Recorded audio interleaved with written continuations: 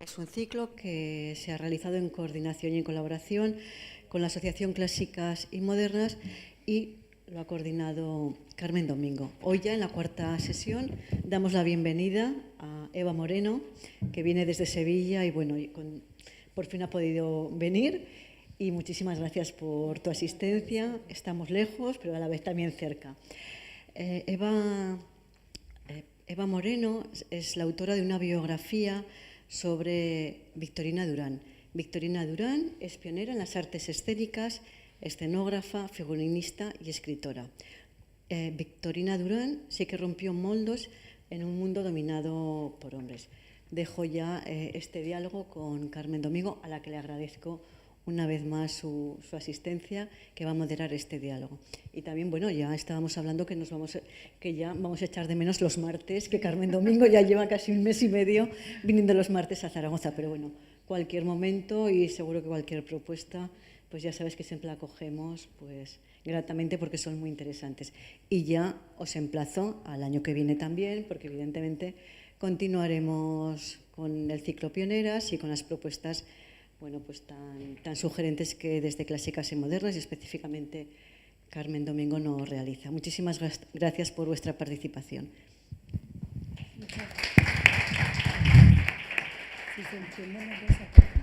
Ya están encendidos. Vale. Bueno, hola, buenas tardes, muchas gracias por venir. La tarde parece que es más propia para tomarse una cerveza, así que muchas gracias por acompañarnos este rato. Os la podéis tomar luego también, porque seguro que el clima sigue acompañándoos. Como os decía Ana, hoy es la cuarta sesión del ciclo de Pionera, que este año hemos querido, como habéis visto, acercarnos ya un poquito más no al siglo XXI, pero sí empezar a abarcar ya el siglo XX, que fue una época de muchos cambios y una época muy interesante, especialmente en todo lo que a la mujer se refiere. Hemos tocado distintas vertientes, hemos tocado la vertiente política, hemos tocado la literaria, hemos tocado la filosófica y ahora con Eva vamos a tocar la teatral, por decirlo así a grandes rasgos. Con Eva vamos a hablar, ahora os la presento, de Victorina Durán. Victorina Durán, me he puesto yo en plan literario, hablar de ella es abrir el telón de una vida extraordinaria y, sin embargo, durante demasiado tiempo silenciada. Seguro que es un nombre que a pocas les suena. Nacida en 1899 en el Madrid del Teatro Real, criada entre bambalinas casi y perteneciente a una estirpe de bailarinas. Su biografía es literalmente una vida de teatro, diría yo. Escenógrafa, figurinista, dramaturga, directora, docente, escritora, pintora, hasta empresaria. Victorina fue una creadora total, una figura poliédrica que atravesó la Edad de Plata, la República, la guerra, el exilio, la dictadura y la democracia, sin renunciar nunca en las etapas anteriores a la democracia a su libertad. Fue una mujer que se atrevió a vivir al margen, me atrevería yo a decir, como tituló incluso ella una de sus obras y que ahora nos contará Eva un poco más en extenso, y pudo afirmar con contundencia en su autobiografía: he sido y soy feliz. Su apuesta, no es fácil esta frase porque la escribe al final de sus días, es decir, que es una frase a tener en cuenta. Su apuesta por renovar la plástica escénica, especialmente el vestuario, la convierte en una pionera en España y en Argentina. Pero su condición de mujer, artista y lesbiana la situó en un lugar incómodo para los relatos oficiales de nuestra historia cultural. Exiliado durante más de 25 años, regresa a España en silencio, sin homenajes ni focos. Esto es bastante frecuente en las mujeres, antes ha salido Maruja Mayo en la conversación, mujeres brillantes con una trayectoria muy interesante y muy importante, que regresan aquí al mismo tiempo que compañeros suyos que quizá no tienen una trayectoria tan brillante como ellos. A ellos se les recibe entre oropeles casi, y a ellas tenemos que irlas recuperando todavía hoy poco a poco. Exiliada durante más de 25 años, como digo, regresa a España en silencio, sin homenajes y focos, y muere en 1993, prácticamente olvidada. Sin embargo, dejó cuidadosamente ordenadas las huellas de su vida, las cartas, los álbumes, fotografías, memorias, como si supiera que alguien algún día iba a volver a encender la luz sobre el escenario, como ha hecho Eva. Hoy, gracias a esta biografía de Victorina Durán, vuelve a ocupar el centro del escenario que siempre le perteneció. Recuperarla no es solo un acto de justicia histórica, que también, sino un gesto de reparación y de memoria colectiva, porque la memoria de Victorina, como ahora veremos, se puede extrapolar a la memoria de muchas mujeres. Y ahora sí paso a presentaros a la biógrafa de la semana, Eva Moreno Lago, junto con guioncito, que no es solo Moreno. Lo pongo junto para que no se olvide el de mi madre. Me imaginaba. Eva Moreno Lago es investigadora y especialista en artes escénicas, formada en arte dramático con una sólida trayectoria académica vinculada a los estudios teatrales y culturales. Su trabajo se ha centrado en la recuperación de referentes femeninos silenciados en la Edad de Plata, es filóloga y el exilio, con especial atención al diseño escénico y al vestuario. La figura de Vitorina Durán marca un punto de inflexión en su trayectoria investigadora, convirtiéndose en el eje de una indagación apasionada. 13 años dices que has estado con ella, ¿no? Y sostenida durante años en archivos de España y Argentina. Su escritura combina, si la leéis, lo comentábamos ahora, es verdad que el libro parte de su tesis doctoral, pero ha hecho el ejercicio, que es muy de agradecer para las que leemos libros de ensayo y no siempre lo encontramos, ha hecho el ejercicio de pasar a un texto de ensayo de divulgación, a una lectura no académica, la investigación sin que por eso pierda rigor la información que nos muestra. Tiene una perspectiva feminista, ahora la veréis, en algún momento acabará saliendo en alguna de las frases.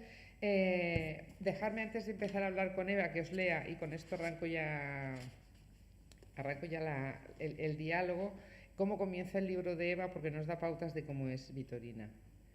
La vida de Vitorina Durán está cargada de historias familiares, historias de obstáculos, de lucha y de superación, historias amorosas, historias en los escenarios, historias de guerra, historias de exilio e historias de dictadura. Estas narrativas desafiantes rompen con los discursos preestablecidos y abren senderos alternativos, proponiendo una forma de vivir diferente pero plenamente alcanzable. Aunque su estilo de vida, el de Vitorina, la llevó al margen de la sociedad, como dejó claro en su obra de teatro titulada Al margen, encontró la libertad que la condujo a la felicidad. Por eso pudo afirmar en las primeras líneas de su autobiografía: así es, he sido y soy feliz. Es esencial adentrarnos en estos comportamientos paradigmáticos y ejemplares que le permitieron desafiar una tradición cultural restrictiva, construyendo una imagen de una mujer distinta, libre e independiente, pero sin olvidar las contradicciones que envuelven a cualquier ser. Hay que aprender a abrazar las contrariedades e incoherencias, las propias y las de nuestras ancestras, y abrazar referentes como un proceso natural de nuestra propia existencia. Este es el primer párrafo, como os digo, del libro. ¿Qué significa en el personaje Vitorina? Vamos a tratarlo del personaje ya que lo tenemos aquí. La frase he sido y soy feliz, en el contexto de toda la vida marcada por el exilio y por todo lo que hemos comentado antes. Bueno, quiero empezar dando las gracias tanto a la Casa de las Mujeres por este ciclo, como a Carmen por pensar en mí. Y antes de empezar a contestar esta pregunta, quería simplemente deciros que el vídeo que estáis viendo, bueno, es un vídeo que dura más o menos media hora, con material visual que va a ir complementando gráficamente pues los datos que aquí podamos dar de ella. Y que si en algún momento que tenéis alguna curiosidad de alguna de estas fotos, bueno, pues al final, si queréis, pues podéis preguntarnos, porque obviamente tiene una vida tan compleja que no podemos abarcar toda su faceta en una hora ni en 2 semanas. Contestando a la pregunta de Carmen, creo que es muy importante con una mujer. Sabemos que las mujeres ya tenemos un sesgo, ¿no?, de género, pero no es el único que tenemos. También está el de clase, también está el racial y también está el sexual. El de ella tenía el de clase porque una familia de bailarinas era una familia extremadamente pobre, pero tenía una familia muy rara porque su padre era de la nobleza. No hubo una historia de amor idílica, como nos contaban, sino que su padre se encaprichó de esta bailarina y nace Vitorina pues cuando él tiene 60 años y su madre 30. Hay algunas crónicas que lo cuento en la biografía de cómo las mujeres que trabajaban en el teatro pues tenían que exponer su cuerpo también fuera del escenario a una serie de señores que eran los abonados y que eran los que mantenían el teatro, ¿no?, siempre. Y por lo tanto también podemos ver en esta relación que empieza, aunque ella adoraba a su padre, pues podemos leer una violencia sexual hacia las mujeres siempre cuando más se aprovechaban, obviamente, de las mujeres de clase más bajas que tenían menos recursos, obviamente, para no acceder a ese tipo de, bueno, de reclamos, ¿no?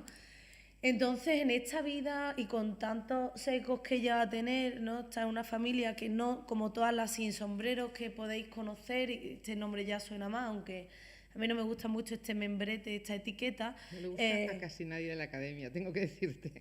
No me gusta como membrete académico porque, bueno, nace de un proyecto documental, ¿no? Y igual que tampoco me gusta el de generación del 27, creo que tenemos que cuestionar estas etiquetas. El de la generación del 27 no me gusta porque no puede contener las experiencias de las mujeres, porque está hecho para solamente abarcar y contar las experiencias de los hombres y las obras y las características de las obras y de la producción literaria y artística de los hombres. Entonces, bueno, simplemente cuestionar todas estas etiquetas que se ponen, que tienen una razón de ser y que no son casuales, ¿no? Y luego, como tú bien decías, pues es una mujer que tampoco hay que olvidar que vivió, sí, su sexualidad libremente, tan libremente como pudo, tan libremente como la vivió, por ejemplo, su amigo Lorca, ¿no? Entonces, si vemos la producción literaria, por ejemplo, que representa a las mujeres lesbianas en la literatura, esas mujeres siempre acaban mal. Y las mujeres de clase social baja que acaban representadas en la literatura, en nuestro imaginario colectivo, o están sacrificadas por los demás o acaban mal también. Ella no tiene 5 hijos, ningún hijo, no está sacrificada a un marido, tiene su trayectoria totalmente independiente a nivel económico y profesional y sus metas, y esto no era normal que la sociedad vea a una mujer con estas características con una connotación positiva. Entonces, cuando ella termina su vida diciendo he sido y soy feliz, es prácticamente casi un acto político. Es decir, pese a la representación de las mujeres que yo he tenido, de lo que a mí me ha tocado vivir y lo que me ha constituido mi identidad, yo he podido ser feliz. Entonces creo que es importante, incluso diría, también en la etapa de senectud, en su etapa de vejez, ¿cuántas mujeres tenemos la representación, ¿no? de mujeres ya a partir de los 40 que además tengan una vida sexual plena, activa, que sean deseosas, que estén deseosas de tener nuevos encuentros, nuevos amantes, etcétera? Ella nos da esa visión. Entonces creo que es pionera por muchos de estos aspectos que nos ofrece, y porque realmente tenemos un referente real que nos completa la imagen de las representaciones femeninas que tenemos en nuestro imaginario colectivo. Las mujeres a partir de los 40 que tenemos en nuestro imaginario que han aparecido en la literatura suelen ser madres, y suelen estar sacrificadas a los demás, pero no tienen sus propias metas, sus propios objetivos, sus propios deseos. Y ella sí los tiene. Y, es más, reivindica que los tiene. Y reivindica que, pese a todo eso, ella ha sido feliz, ¿no? Entonces creo que esto nos la convierte no solo en un referente artístico, sino en un referente vital. Cuentas en el prólogo que, bueno, Victorina llega en un momento muy concreto de tu vida personal para entrar a formar parte de la tuya. Ya comentó el otro día, no sé si os acordáis, las que estabais el otro día, que Ana Caballé, que hay las biografías ahora se ha cambiado la forma de hacer biografías, que antes era una cosa como objetiva, que se miraba desde fuera, y ahora cuando se hacen biografías, las biografías, el autor toma postura y casi participa de la vida del biografiado. En este caso se ve muy claro que hay ahí un momento en el que entra en la vida de Eva y sigue formando parte de la suya hasta ahora que lo ha publicado. Me interesan dos cosas de este acercamiento al personaje. Uno, en qué momento sientes que deja de ser un objeto de estudio simplemente a formar parte de un referente tuyo, y cómo accedes, aunque lo cuentas un poco en en el libro, me interesa que nos lo expliques un poco más, el material ese de Victorina, que es algo, en el caso de Victorina, pero que es algo que cuando haces una biografía siempre todo el mundo tiene como ganas de saber cómo accedes a los libros, a las cartas, a los borradores, a todo ese material. Bueno, yo siempre digo algo que puede chocar, pero que es real. En el mundo de la digitalización y de la información que tenemos ahora, cuando yo empiezo a investigar de Victorina, no había una ficha de Wikipedia, no había rastro apenas de ella, ¿no? Y llega a mi vida en un momento en el que descubro que puedo dedicarme a la investigación y que hay una parte, yo había hecho arte dramático en la especialidad de escenografía y diseño de vestuario, mi primera carrera, y no me di cuenta hasta después que no había tenido referente femenino, no había estudiado dramaturga. En la carrera éramos todas mujeres, escenógrafas, todas, tanto la promoción de arriba, la mía, la de abajo, y todos los referentes eran escenógrafos. Y de repente cuando voy al Almagro, ¿sabéis que en Almagro está el Festival de Teatro Clásico? Y bueno, este museo, había una parte donde se empieza a profesionalizar el vestuario, que es a principios del siglo XX con las vanguardias. Y no estaba claro, nadie me explicaba a mí cómo pasa de ser parte del baúl de los actores la ropa, el vestuario, a ser a poder entender que es un elemento artístico más de la obra y de la producción, ¿no? Aquí hay un cambio muy grande y yo quería entender bien este proceso, que entendía que no lo había hecho solo una persona, ni en un año ni en dos, que era una evolución, me interesaba. Entonces, cuando estoy en Almagro, voy al museo y tampoco veía que solo de teatro, no veía que estaba reflejado. Y pedí una lista de figurinistas de principios del siglo XX. Imaginaréis que en esa lista pues había unos 50 hombres y solo una mujer. Y a partir de ahí empecé a tomar conciencia de que yo no había tenido referentes femeninos dentro del mundo del teatro. Y es ahí, creo que, donde empiezo a preguntarme muchas cuestiones. Y también es un momento crucial para la vida de cualquier persona. Decía, acabas tus estudios, no sabes muy bien qué hacer con tu vida, a qué dedicarte, dónde exactamente. Y también a nivel personal, pues perdí un gran referente femenino, que fue mi abuela, ¿no? Entonces, Victorina llega ahí y para mí, yo lo digo en la introducción, pues me abrió muchas puertas y muchas preguntas. Yo siempre le digo a mis alumnos, que yo doy clase en la Universidad de Sevilla, que las preguntas nos hacen caminar, pero que las respuestas al revés, nos bloquean, nos dejan quietos, nos impiden el movimiento, ¿no? Entonces, aquí aprendí que tenía que seguir haciéndome preguntas porque las respuestas que yo tenía en ese momento no eran suficientes, no eran válidas para mí, y lo que estaba descubriendo, cada vez más descubrían más cosas de Victorina. Todo ese material no estaba catalogado en el museo, así que tuve que irme 3 meses a vivir allí, a Almagro. Me daban una serie de respuestas que eran contrarias a todas las que yo tenía. Entonces, creo que es muy importante en algún momento cuestionarnos todo, y creo que estos referentes nos ayudan también a cambiar nuestra propia percepción de nosotras mismas, nos ayudan a completar también esas preguntas que no tienen a priori respuestas, ¿no? Y para mí Victorina fue eso, y fue el inicio de mi carrera como investigadora. Entonces yo le debo mucho, porque todas las demás mujeres que he ido investigando me las ha dado Victorina, y creo que esta también es la clave, porque ella me enseñó que las mujeres no somos nada sin otras mujeres, sin una red, sin esa red sorora, ¿no? Y por eso digo que Victorina ya dejó de ser para mí un mero objeto de estudio y pasó a ser una parte bastante importante de mi vida, porque me ayudó a entender muchas cuestiones que para mí, bueno, primero no me había planteado nunca, porque el sistema patriarcal es tan perverso que hace que asumamos información sin cuestionarnos por qué, ¿no? O sea, por qué no tenemos referentes, por qué se nos ha contado una cosa y no otra. Nosotros asumimos directamente que nuestros referentes tienen que ser masculinos y entendemos que una persona, y así se conforma el canon, o varias personas que saben más que nosotras han decidido que tienen más calidad esos referentes que otros.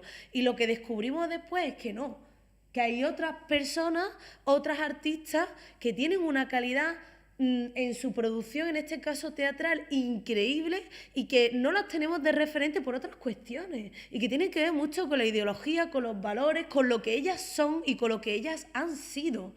Entonces, bueno, un poco así llego a ella, un poco así se convierte en mi objeto de estudio y de parte de mi vida.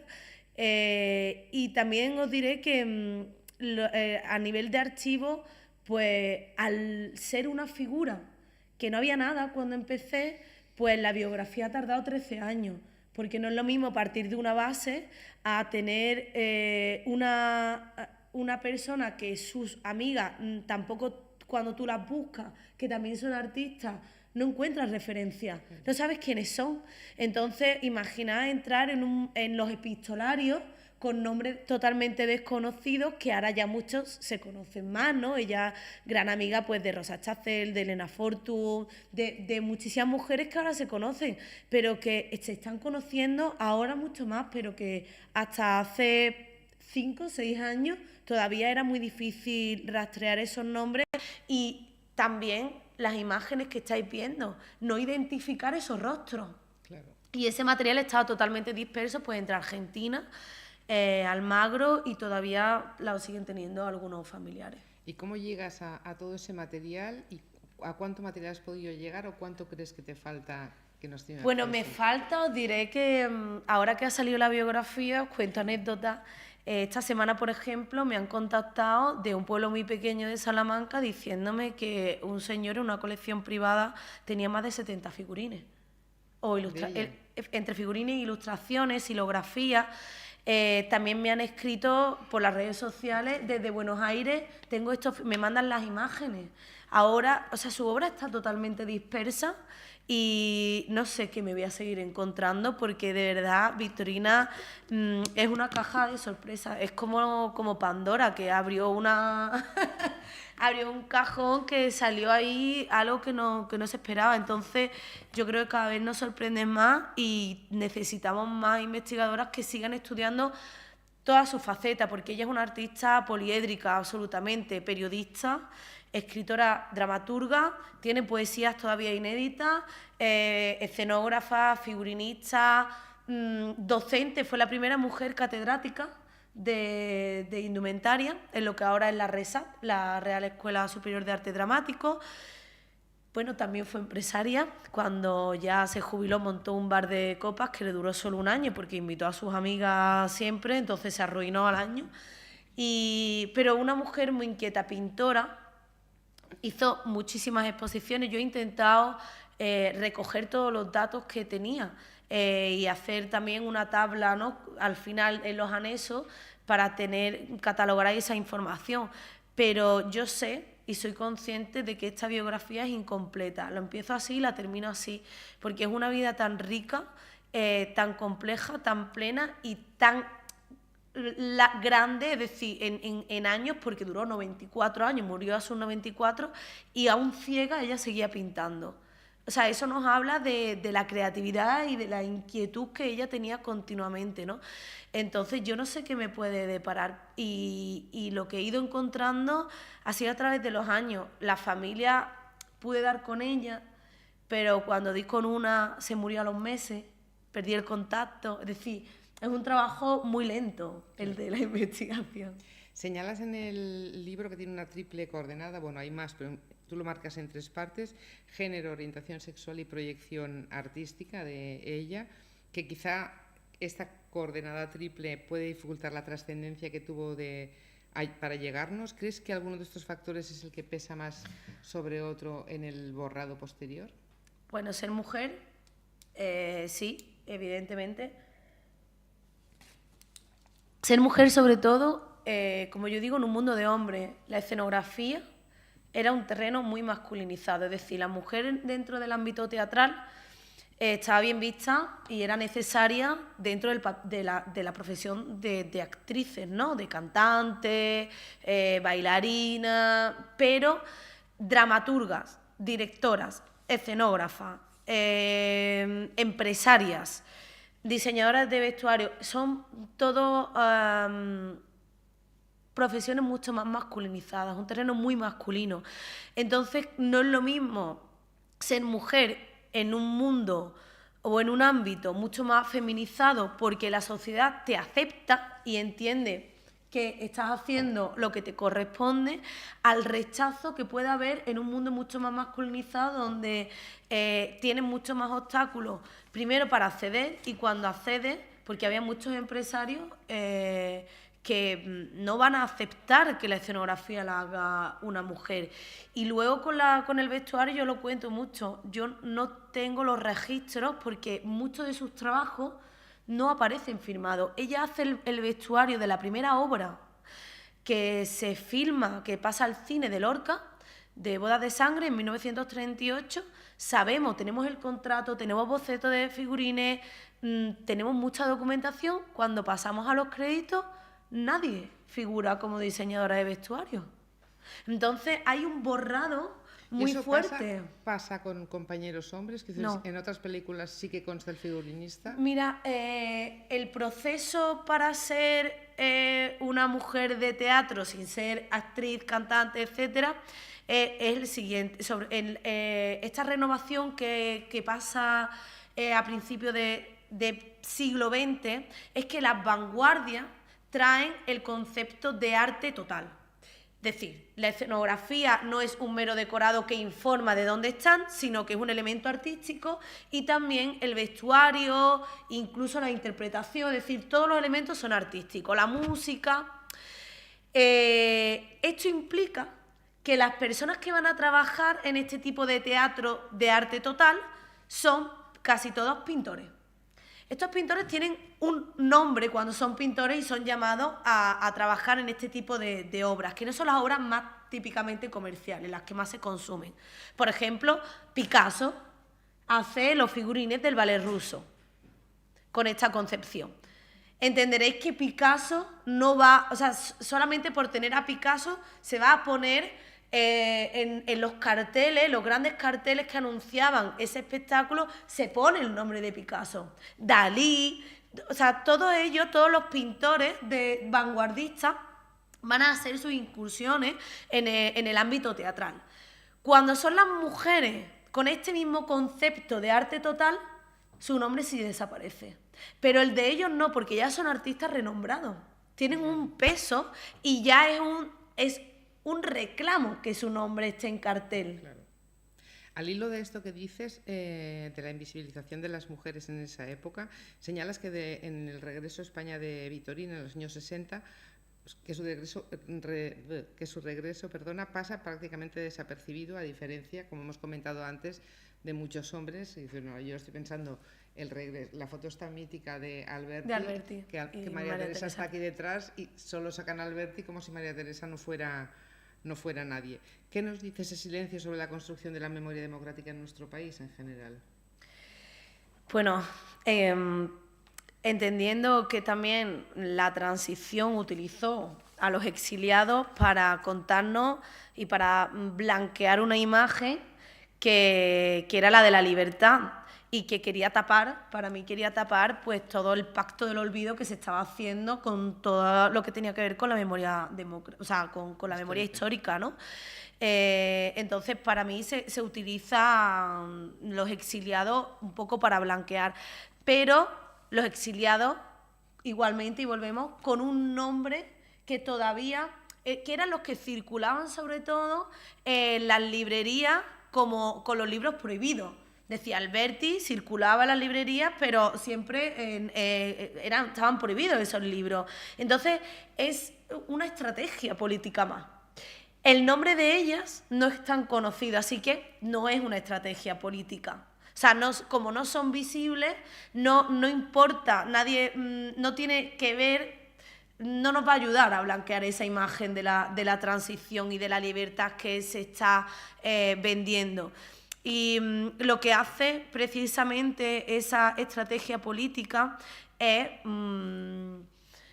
consolidar mucho más el canon en una dirección y excluir. O sea, ese fue uno de los momentos más grandes de exclusión de esta generación, porque es ahí donde se construye las generaciones de la Edad de Plata tal y como nosotros la tenemos concebida.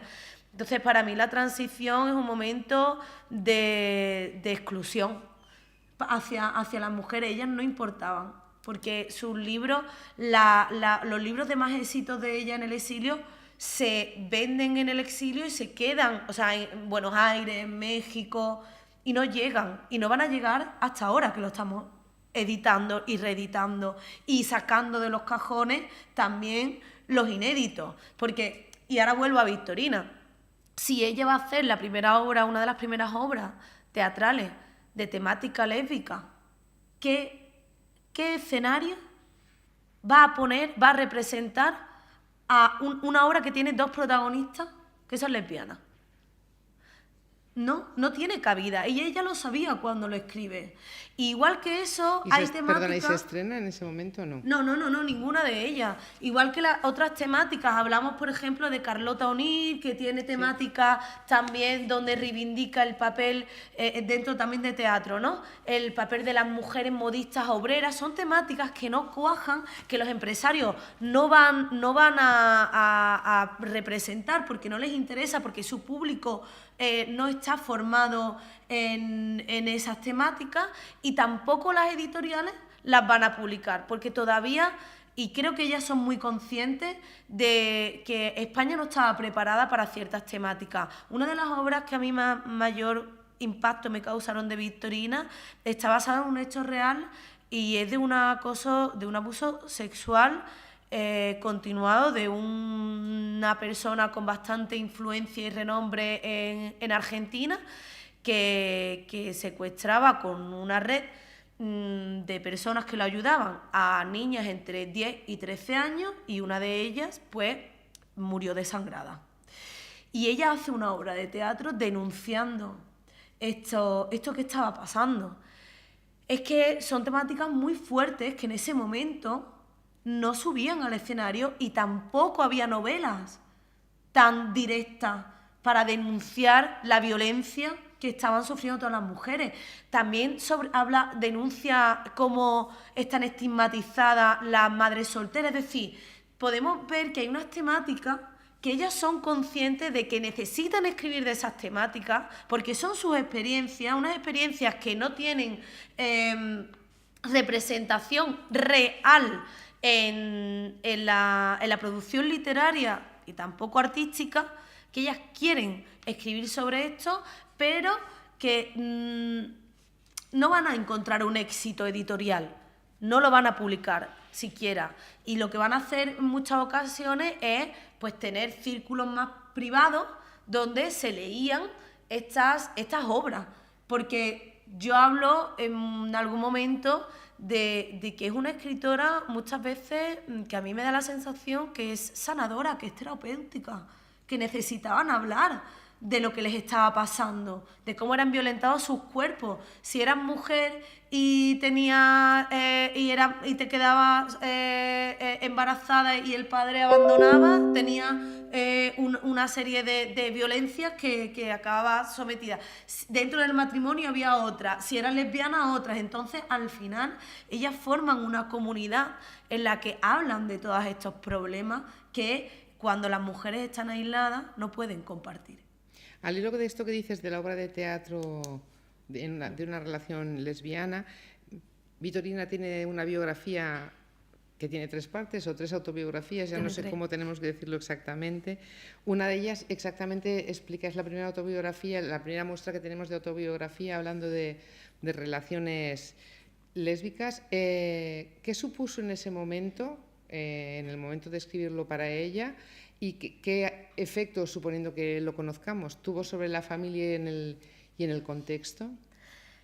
Pues esto te lo voy a resumir con una frase de ella que me encanta y que la primera vez que lo leí me impactó. Ella, el prólogo de esta obra, empieza diciendo he sido y soy feliz, y dice después que precisamente porque ha sido feliz tiene que cumplir, tiene que devolver lo que la vida le ha dado a otras personas, tiene esa misión, y dice alguna tiene que gritar si es que puede.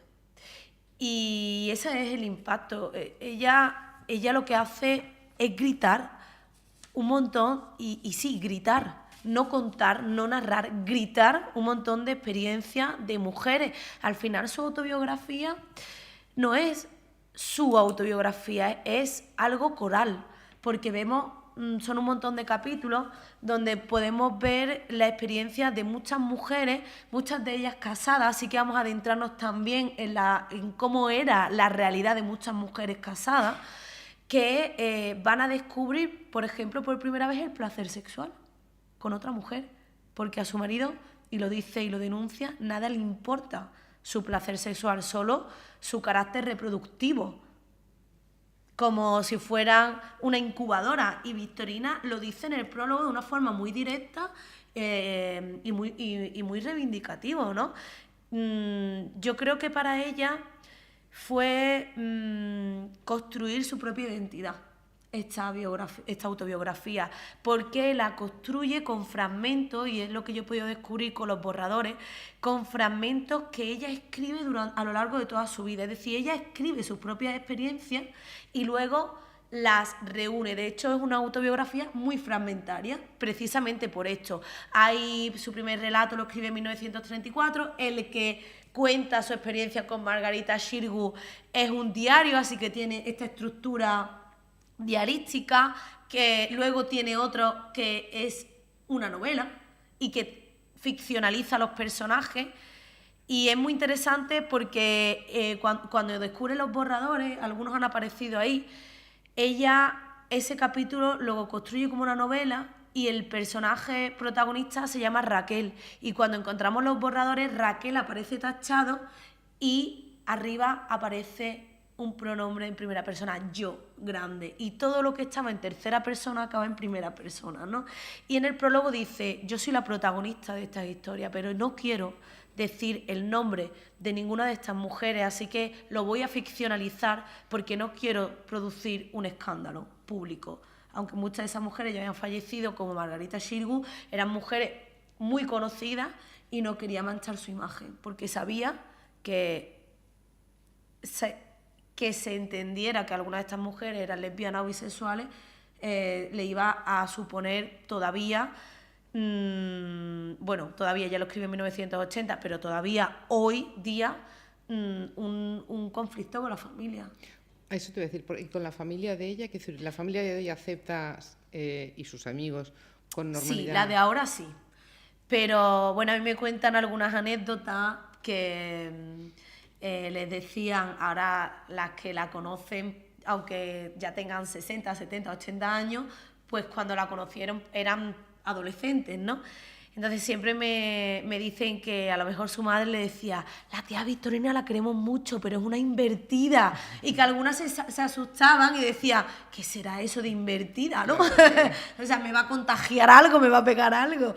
Y entonces parte de la familia, también depende del contexto, era muy querida, pero aceptaban a media, obviamente, su sexualidad, que era lesbiana, y otros sí, porque dentro de su familia también, por ejemplo, el que dona todo es también homosexual, Pin. Entonces se ve que dentro de su propia familia, pues con los sobrinos que eran homosexuales les va a contar absolutamente todo, y con otra parte que a lo mejor ella era una persona muy inteligente, que sabía con quién tenía que soltarse y con quién no. Entonces, dentro de su familia, que era una familia muy grande, ella sabía con quién tenía que desahogarse y podía contarle absolutamente todo, y con otras personas que me dicen que ella no les contó absolutamente nada. Entendible también, ¿no? Es decir, tú te cuentas todas tus anécdotas y con quien te sientes cómoda. Y ella tuvo también amistades de todos los colores políticos. Y creo que ahí fue una mujer muy estratégica, porque si no hubiera sido por eso no hubiera vuelto. Entonces supo jugar muy bien, aunque si estáis observando las imágenes, visualmente era difícil. Ella no quería, o sea, corporalmente ella no escondía absolutamente nada. Era bastante visible y de hecho, pues sus familiares me cuentan, ¿no? Pues que muchos de los niños, pero ¿es un hombre o es una mujer? ¿No? Por esta apariencia andrógina consciente que ella volcaba, era su forma de, cuando las palabras no pueden ser pronunciadas, pues ella utilizaba su cuerpo. Esto es muy potente y esto es lo que hablábamos antes de una palabra del exilio. Hay que entender que el exilio de Victorina no fue político. El exilio de Victorina hay ahora un término que se llama sexilio, es decir, fue por su condición sexual. Ella se exilia porque no puede vivir aquí siendo una mujer lesbiana, porque ella era amiga de Lorca y a Lorca lo asesinan con un mensaje claro: vamos a acabar con todos los rojos y todos los maricones. Y por eso mismo le pegan una paliza a Miguel de Molina, que también acaba exiliándose por ser homosexual, y Victorina, entenderéis que siendo amiga y con este mensaje tan claro tenía miedo. Porque igual que Lorca no iba con un cartel soy gay, pero todo el mundo lo sabía, pues Victorina igual. Tenía los mismos círculos de amistades. Entonces ella tuvo miedo y ella se fue por su condición sexual. Y creo que hay que entender el exilio también desde esta posición, no solo con motivos políticos. Hay otros motivos que el régimen hizo que estas personas no pudieran vivir cómodamente en España y que se tenían que exiliar, ¿no? Y ese fue el motivo de ella. Has comentado antes que vive más de 90 años, en concreto 92 años, y que eso le permite atravesar, nace en 1899, si no recuerdo mal, atraviesa la Edad de Plata, la Segunda República, la Guerra Civil, el exilio, la dictadura. ¿Cómo dialoga su trayectoria artística con esos momentos históricos? Pues dialoga muchísimo. O sea, ella es partícipe activa, muy activa de todos estos momentos, porque en las vanguardias ella viaja continuamente a París, que sabemos que es, digamos, la ciudad donde está el auge cultural y artístico a nivel europeo. Entonces se ve, ¿no?, también y todos los cambios que vive y experimenta la mujer moderna. Ella es una mujer que podríamos decir que es una mujer moderna, tanto físicamente, que vemos que adquiere esta estética más andrógina, con ese pelo corto, habéis visto esas corbatas o lacitos casi como pajaritas, que eran muy típicas. Esa es la baronesa de Alcalá, que es con la mujer que ella tiene su primer encuentro sexual y lo narra así en su autobiografía. Y en la Segunda República ella todos los cambios que favorecen a la mujer lo aprovecha. ¿Por qué? Porque a partir de 1910 la mujer puede acceder a los estudios superiores, ella accede, luego consigue un puesto que es a través de oposiciones, que antes era imposible. Entonces también todas las puertas que se abrieron, ella las aprovecha. Cuando llega la Segunda República, ella fue secretaria de la Asociación Femenina Republicana, es decir, muy activamente vivió la República. La guerra, lo hemos visto. Bueno, fue socia fundadora también del Liceum, que este año se cumple el centenario de su fundación, y fue algo crucial para ella, porque fueron 10 años en los que le permitió conocer una red que pudo mantener luego en el exilio, ¿no? Y que pudieron avanzar juntas en sus carreras profesionales y en su desarrollo personal también. Y la guerra la atraviesa. De hecho, la guerra, ella dice que le pilla en el liceo, en el estallido de la guerra, y ella es una de las primeras exiliadas en marcharse. Y una de las primeras que, aunque tiene esta trayectoria republicana y tiene muchos amigos del bando izquierdo, de la izquierda, va a decir que se quiere desvincular de la política a partir de la guerra, porque ella va a perder amigos y amigas y familiares en un bando y en otro, y entiende que eso lo que hace es dividir y entre otras es un movimiento. Hay muchas más artistas que quieren desvincularse de la política en este momento porque saben que hace mucho daño y te enemista con otras muchas personas. Creo que luego el exilio lo vive intensamente, son 25 años, y que aprovecha cada momento, porque en el exilio ella se va a Buenos Aires y decide estudiar, por ejemplo, lo veréis también por ahí, pues hace estudios antropológicos sobre las poblaciones de indígenas que había en Argentina, cuando no eran unos estudios que estaban en auge en los años 50 ni mucho menos, y con eso monta obras de teatro, es decir, ella se enriquece de cada momento que le toca vivir, y creo que esto, justo por eso, luego ella puede decir he sido y soy feliz, porque coge lo mejor que cada momento le puede brindar, pese a todas las dificultades que vivió. Tres guerras, las dos mundiales y la civil, que tampoco fue civil, que podríamos decir que también es otra guerra internacional, el exilio, la separación de su vínculo familiar y también afectivo, amiga, etcétera. Y luego se va a aprovechar precisamente que en su familia había personas que la podían ayudar porque estaban más cercanos, digamos, al régimen franquista, y se aprovecha de eso justo cuando se jubila para volver. Y antes hace varios viajes a España para tantear cómo está el panorama, ¿no? Creo que fue una mujer que vivió muy bien todas las etapas, que su trayectoria muestra lo que cada etapa, la huella que le dejó cada etapa, y que pudo trazar estrategias para vivirla lo mejor que pudo, para aprovechar cada etapa lo mejor que pudo.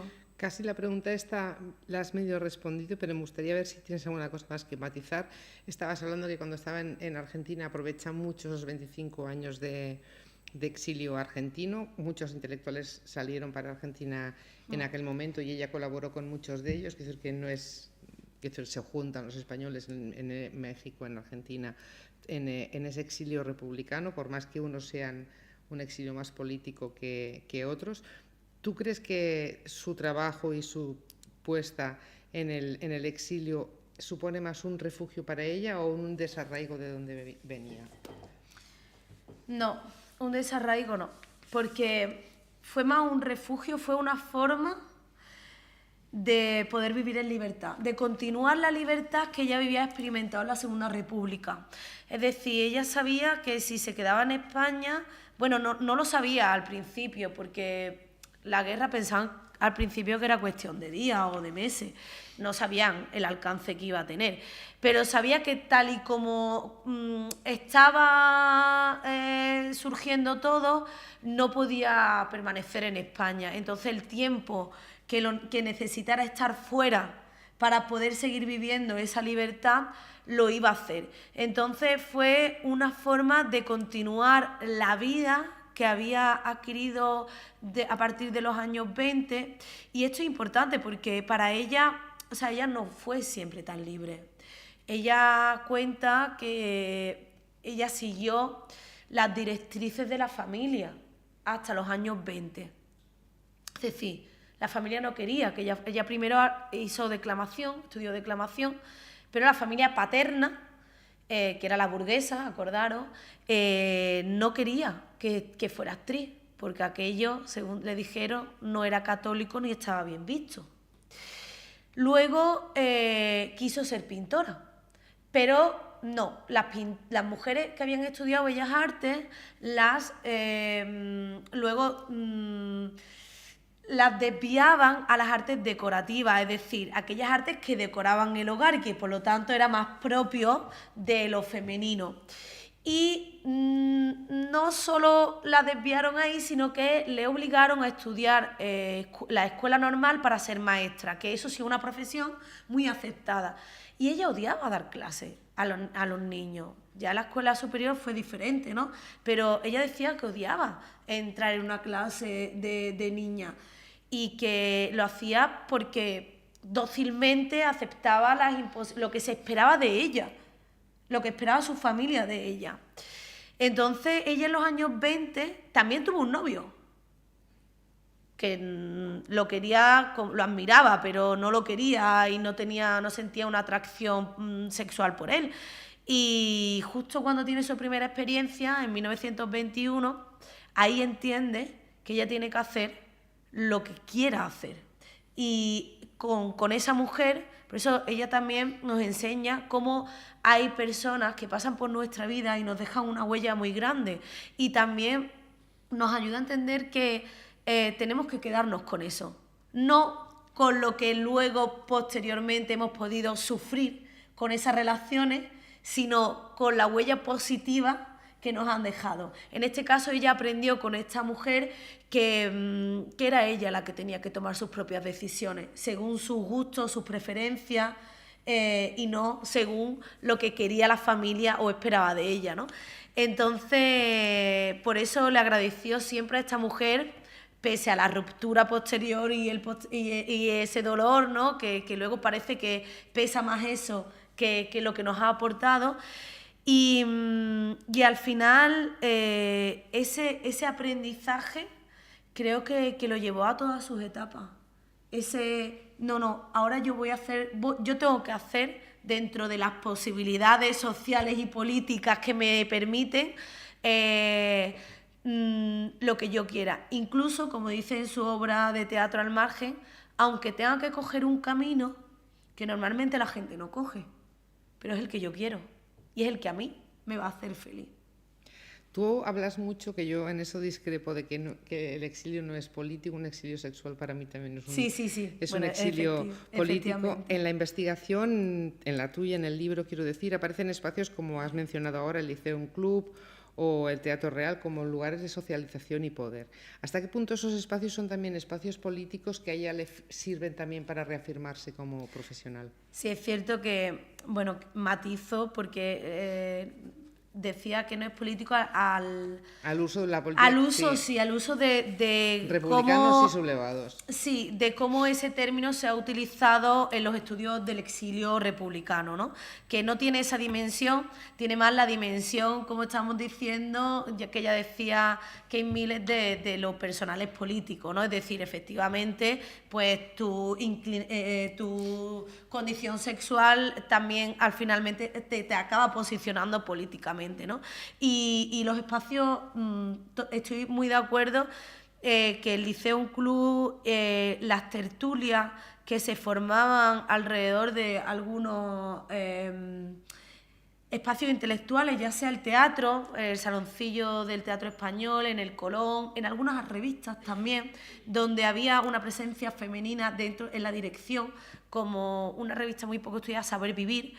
Creo que ahí se crean espacios que son necesarios para que estas mujeres se comprendan a sí mismas y que encuentren un apoyo también, que no se sientan solas. Creo que incluso, estamos en un espacio que pretende lo mismo, un espacio en el que nos podamos sentir cómodas, y al final buscar esos espacios es un acto político, creo yo, ¿no? Entonces ella tuvo mucho, y yo además creo y defiendo, y lo digo en la biografía, pero también en casi todas mis charlas, que ella fue una gran creadora y generadora de espacios seguros. Es decir, ella, cuando en el Liceum aparentemente estaban cómodas, había muchas mujeres burguesas.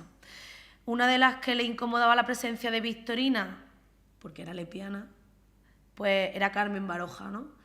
Y entonces, ¿qué hace Victorina? Pues que crea otro espacio más pequeño, que es más privado, donde mujeres bisexuales, lesbianas o simplemente simpatizantes que hemos tenido, ¿no? Aliadas, van a unirse sin tener el juicio y el prejuicio de otras mujeres que, aunque muy avanzadas en algunos ámbitos, en otros no, y que sí confluían en el liceo también. Hay dos apartados en el liceo, o sea, se separan un poco en función de... No hay...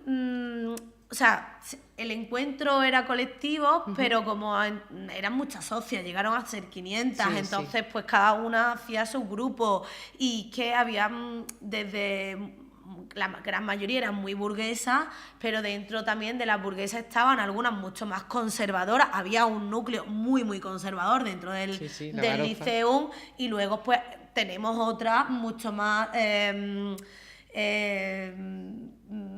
avanzadas, ¿no? Es decir, podríamos tener algunas que podríamos considerar que luchaban por sus derechos para su propio beneficio y privilegio, y otras que no pensaban en eso, como Clara Campoamor, ¿no? Etcétera, que van a pensar que los derechos son para todas, me beneficien a mí individualmente o no. Y claro, dentro de 500 socias pues había mucha diversidad, tanto de edad, porque tenemos socias que se llevaban 40 años, Hildegard era de la más pequeña, y se llevaba casi 40 años con la socia más mayor. Entonces, claro, también entendemos una diferencia de valores y de ideología, también por la edad y por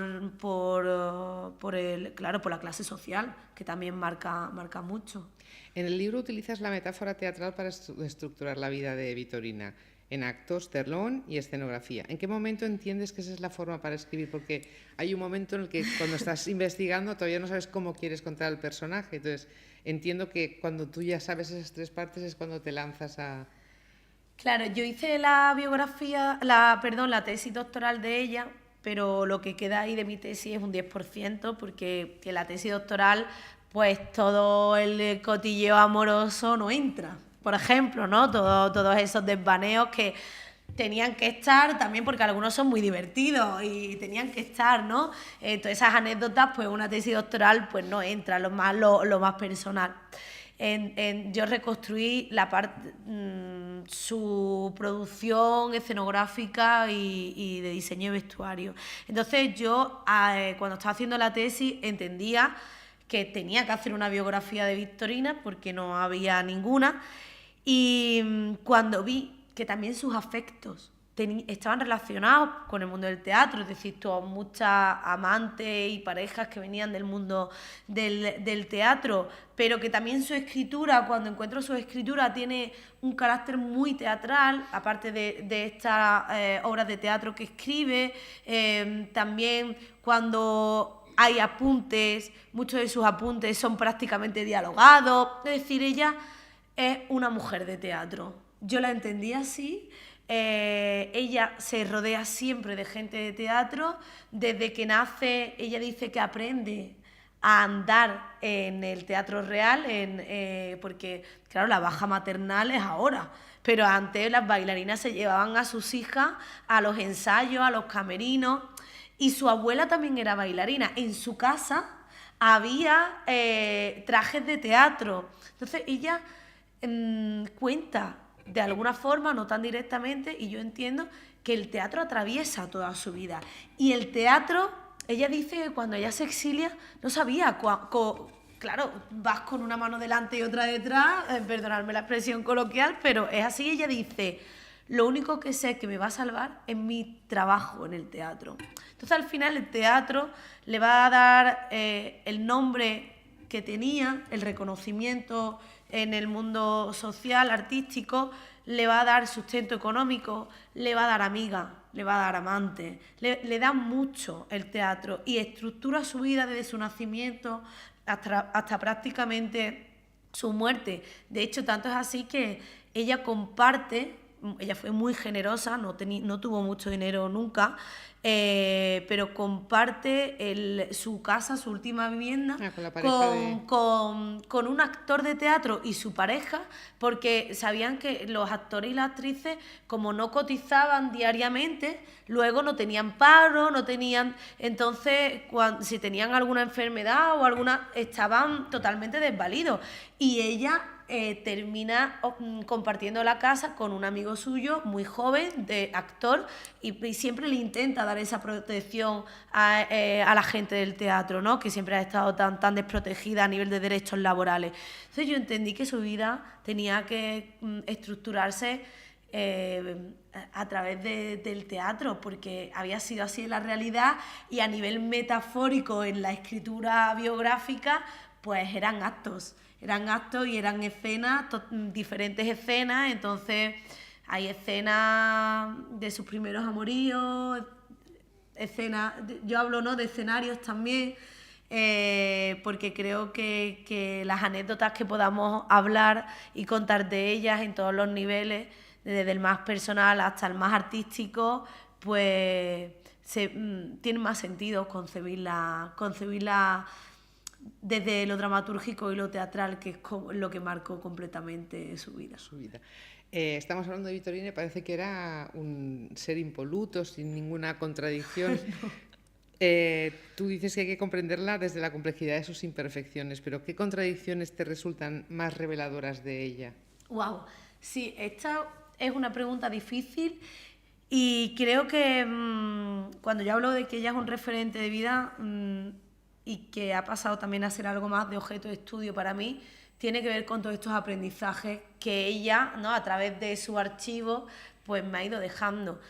Yo he entendido con ella que no tiene una única contradicción, que depende de la fase de su vida, y esto nos pasa a nosotras. O sea, las contradicciones que podemos tener en nuestra etapa adolescente no es la misma que podemos tener en otras etapas, ¿no? Y se ve su evolución, incluso físicamente. Lo habéis visto en los años 20, ahí la veis con un taconcito, una estética mucho más femenina. Decía ella, pues qué contradicciones. Pues esta que hemos hablado, la de aceptar lo que ella no quería. Ella lo acepta durante un tiempo de su vida, y esto es una contradicción que también hay que abrazar, porque nosotras mismas también hemos aceptado muchísimas cosas que en ese momento no nos convenían, no nos gustaban, no queríamos, pero querían otras personas o lo esperaban de nosotras, ¿no? Y esto es que lo veo con otros referentes. Por ejemplo, Frida Kahlo, ¿no? Es un gran referente feminista, pero luego, ojo, cuidado, que no era muy feminista, porque su relación con Diego Rivera, a ver, ojo, cuidado, es que nosotras estamos llenas de contradicciones, ¿no? Entonces no podemos pretender que nuestras referentes sean impolutas, porque nosotras no lo somos. Y si pretendemos que estas mujeres no tengan contradicciones, vamos a ser muy exigentes con nosotras mismas y no nos vamos a permitir nuestras propias imperfecciones. Y creo que eso nos conduce a la infelicidad. Y creo que Vittorina conocía también sus imperfecciones, su carácter, que también tenía un carácter bastante fuerte, y precisamente abrazar esas contradicciones, yo creo que la llevó a afirmar que ha sido, que fue y que fue feliz durante casi toda su vida. Por eso creo que cuando encontramos esas contradicciones muchas veces en los escritos, en las cartas con sus amigas, algunos consejos que pueden dar, por ejemplo, de que se case alguien, tú dices, pero vamos a ver, si tú eres la primera que no te querías casar, ¿no? Podemos ver estas contradicciones en cualquiera de estas mujeres intelectuales, que sin embargo vemos que en otros ámbitos pues nos pueden mostrar todo lo contrario. Pero es que también nosotras tenemos esas contradicciones, entonces creo que no tenemos que castigarlas, porque yo he vivido esto mucho y creo que tenemos que entender que además, dependiendo de nuestra propia experiencia y nuestra propia evolución y desarrollo personal, incluso profesional, que también implica un desarrollo personal, podemos incluso arrepentirnos de decisiones o de pensamientos que hemos tenido en el pasado, ¿no? Y creo que también se lo tenemos que aceptar a nuestras referentes, y así también nos lo aceptaremos a nosotras y nos lo podremos incluso perdonar, ¿no?, de nuestras otras etapas que hemos tenido. Que vamos a ir acabando ya, me quedan un par de preguntas, pero no sé si alguna de vosotras tiene alguna pregunta que hacerle a Eva al hilo de lo que hemos estado hablando o de las imágenes que hemos estado viendo. Por ejemplo, su condición de ser lesbiana le favoreció pues para ese escénicas, porque has dicho que fue, pues muchísimas cosas se dedicó, ¿no? Entonces, quizá el no haber un hombre detrás de ella, como has dicho, las escritoras que tenían los 5 hijos, ¿de qué? Le favoreció todo eso para ser y llegar donde llegó, independientemente de que no fue muy conocida. Yo no la conocía, la verdad, pero ¿le pudo favorecer su condición sexual? Sí, no su condición sexual, sino ser una mujer soltera, que no se casara, ¿no? Que hay otras mujeres que no eran ni bisexuales ni lesbianas y que decidieron no casarse, como Clara Campoamor, precisamente para no tener una limitación que le pudiera dar a algún hombre, ¿no? Y otras que decidieron separarse, aunque no fuese oficialmente, porque, bueno, la última conferencia que tuvisteis fue de Josefina de la Torre, ¿no? Que se casó, al poco tiempo vio que no le convenía y decidió separarse y seguir su trayectoria artística, ¿no? Entonces creo que más que su condición sexual le favoreció entender que no tenía que estar tan apegada a un hombre, ¿no? Y que eso sí le podía favorecer. Y luego también su apariencia física. Y me voy a explicar aquí un poco mejor. Cuando uno está en un terreno tan masculinizado, ella supervisaba, siendo escenógrafa, supervisa no solo talleres de costura, donde sí hay muchas mujeres, sino también talleres de escenografía, de carpintería, etc. Entonces, tener una apariencia masculinizada, más andrógina, creo que sí también fue una estrategia también para que se la tomara más en serio dentro de profesiones donde tenía que tratar con muchísimos hombres. Porque estar más feminizada implicaba despertar la atracción de los hombres, que ella con su apariencia física es que dejaba muy claro que no le interesaban los hombres. Entonces, creo que esto sí es clave y que esto sí le ayudó. Porque si tú eres una mujer muy feminizada en una carpintería, si ahora mismo, y te lo digo por experiencias por compañeras, recibes comentarios indeseados sobre tu cuerpo, porque acaban valorando más que eres una mujer, que eres una profesional, imaginaros a principios del siglo XX. Entonces sí creo que es una estrategia que un poco jugaba a producir el rechazo masculino en cuanto a la atracción, y que eso le daba como la situaba de un modo diferente en estos ámbitos tan masculinizados. Gracias. ¿Alguna pregunta más? Pero sí, yo te voy a comentar. Me ha hecho gracia que está con Sara Montiel. Sí. Sí, y habéis visto ahí también a Nati Mistral, que también trabajó con ella. Sí, ella, realmente es algo alucinante. Cuando yo empecé a investigar sobre ella, la cantidad de figuras con las que se rodea de referentes y personas muy conocidas. Ya fue la única discípula reconocida de Valle Inclán, por ejemplo, ¿no? Y cuando llega en los años 60, pues trabaja así con Sara Montiel, con Nati Mistral. Con Sara Montiel no sé qué, no tengo registrado que trabaje, pero ahí tenemos fotos, hacen una obra de teatro y Sara Montiel tengo una foto con esa obra que escriben, es decir, hay una implicación fuerte. Y sin embargo no tengo registro de cartas o otro tipo de documentos que me la vinculen con Sara Montiel, ¿no? Y sí, esto es curioso. Que en relación a lo que dices, que no estaba valorada como escenógrafa porque no firmaban como tal, pues es que yo creo que ahora mismo en el siglo XXI pasa lo mismo. Eso cuentan, por ejemplo, las investigadoras en la universidad, si tú estás por ahí, que a lo mejor hacen un trabajo y siempre hay un señor que dice no lo voy a firmar yo porque así es más fácil que nos den la subvención, con lo cual es el pez que se muerde la cola, porque entonces siempre sale el señor y ahí nos quedamos. Totalmente. Simplemente. Sí, muchas gracias, efectivamente. Pero creo que estamos entendiendo precisamente el legado que nos dejaron ellas, a unirnos, a hacer otro tipo de academia, a tener otras redes y a tener otros espacios.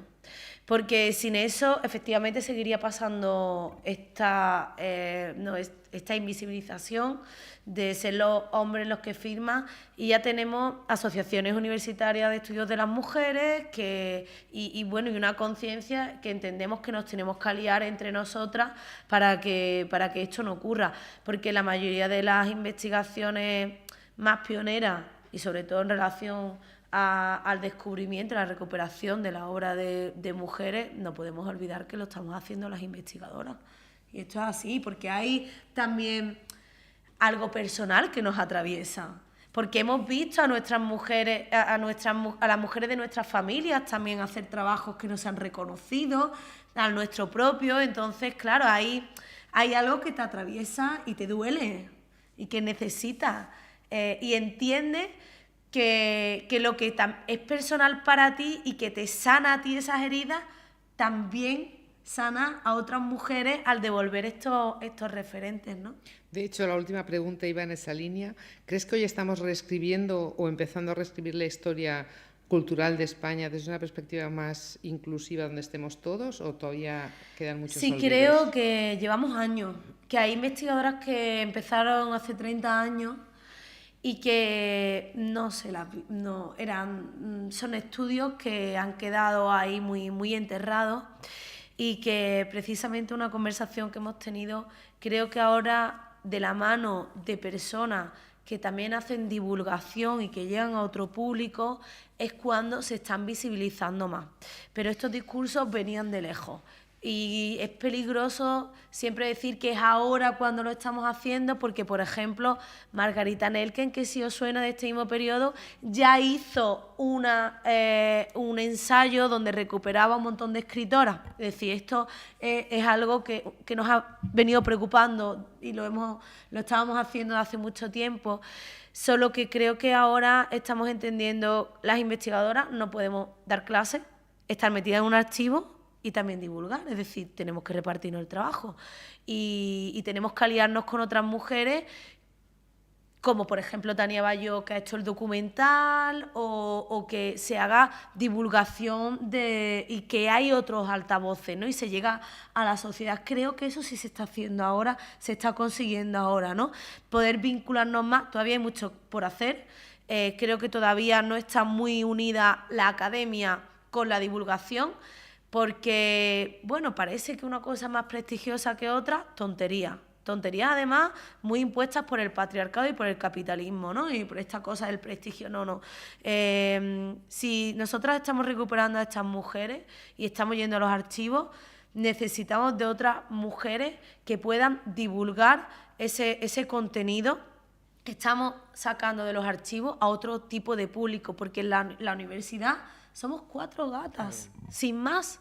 No podemos llegar y no tenemos tampoco el tiempo ni la capacidad. Por eso creo que lo que tenemos que hacer, y si se está haciendo y que hay que seguir trabajando, es en crear alianzas entre las mujeres para distribuirnos el trabajo. Investigar, recuperar esos archivos que tanto trabajo cuesta, ¿no? Y están tan dispersos, si han sido exiliadas más todavía, porque cuantos más países hayan visitado, más dispersos, claro, están esos archivos, el material, pero unirnos con mujeres que tienen otros altavoces y que son, pues, directoras de teatro, de documentales, pueden ese conocimiento, pues, llevarlo a la sociedad de otra forma, y eso sí es una alianza que necesitamos y que es necesaria para el trabajo que se está haciendo y se ha hecho durante muchas décadas ya, siga primero poniéndose en valor no solo para la academia y para la universidad, sino para toda la sociedad, porque estamos viendo que es necesario, y también para no ser tan endogámicos con el conocimiento. Ya en esta época las misiones pedagógicas nos enseñaron que la cultura es para el pueblo. Entonces, por eso digo que es muy patriarcal esta idea de... Quedarnos en la academia. Sí. Bueno, con esta charla de hoy acabamos las sesiones de pioneras de este año. Muchas gracias a todos los que habéis venido y a los que nos están viendo. Y os emplazamos, como ha dicho Ana, al año que viene a 4 sesiones más. Muchas gracias a todas. Muchas gracias. Bien, ¿no? ¿Está cómoda? Sí, muy cómoda, muy bien. Al final,